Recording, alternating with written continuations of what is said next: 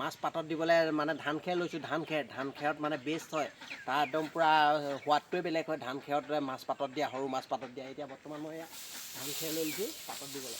এয়া ধান খেৰ লৈ ল'লোঁ। জাকৈ বনাই আছোঁ, জাকৈ। আজি এতিয়া মাছ ধৰিম আমি। মানে বাঁহৰ জাকৈ নাই, সেইকাৰণে বাঁহ কেইডালমান ফিটিং কৰি নেটখনেই আৰু মই ফিটিং কৰি লৈছোঁ জাকৈখন। একদম পুখুৰীত নামি গ'লোঁ আৰু একদম মাছ ধৰিবলৈ এখন ডাঙৰ জাকৈ, বৰ জাকৈ লৈ ল'লোঁ। এইয়া মাছ ধৰিবলৈ বহুত হ'ব।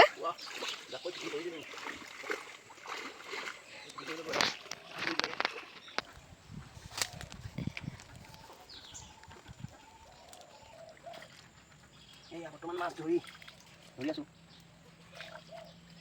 আহি গ'লোঁ জলকীয়া ছিঙিবলৈ। মানে কি পাতত দিয়া মাছৰ লগত জলকীয়া, মেম জলকীয়া দুটাকৈ দি দিওঁ। আৰু এয়া প্ৰথম লাগিছে, এয়া 900 হ'ব। পাতত দিব মোক জলকীয়া, হালধি, তাৰপৰা এয়া ধনিয়া লৈ লৈছোঁ, ধনিয়া পাত দুখিলা মানুহ। এয়া সকলো দি এতিয়া একদম পূৰা সানি এয়া মাছ পাতত দিম এতিয়া মই।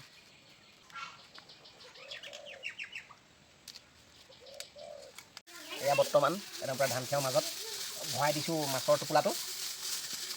ধান খেৰ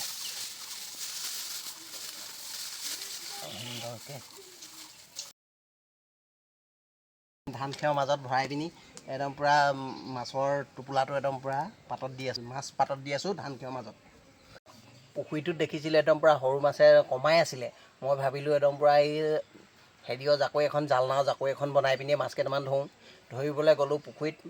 মাছ বেছি নাপালোঁ, পেলাই দিব নোৱাৰোঁ আৰু সকলোৱে ভাত পানী খাই আজৰিয়ে হ'ল। মই কি কৰিম আৰু সেই মানে পাতত দি আজি ধান খেৰত পাতত দি খাম বুলি ভাবি আৰু পাতত দিলোঁ।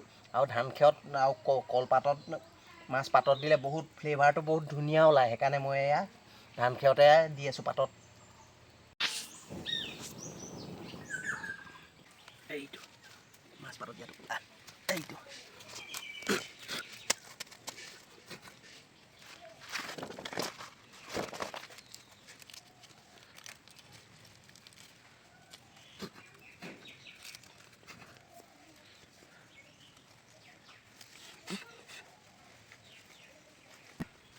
হৈ গ'ল মাছ।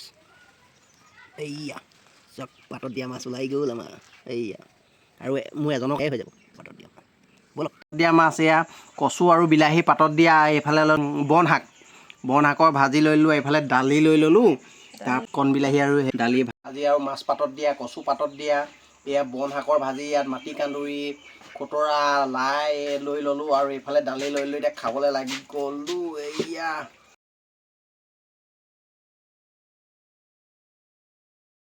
এতিয়া জলকীয়া খাবলৈ লৈছোঁহে। জলকীয়াটো খাইছোঁ, জাল আছে দেই, নতুন মেম জলকীয়া যে প্ৰথম আজি খাইছোঁ। আৰু এইটো লগতে মিছা মাছ পাতত দিয়া।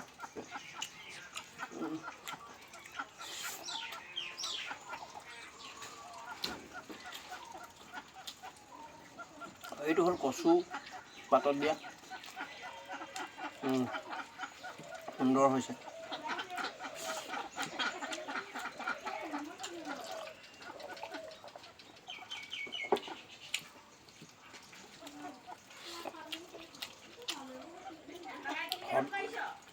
সদায়নো কিমান মাছ মাংসই ভাত খাই থাকিব।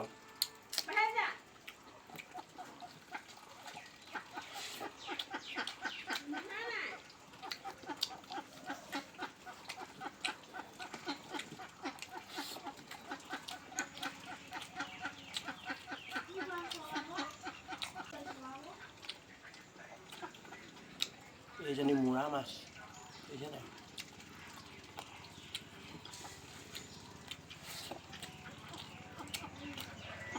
এনেকৈ খোৱাও একদম পূৰা তৃপ্তি আছে আৰু মজা আছে। এনেকৈ ভাত এসাঁজ খোৱাও।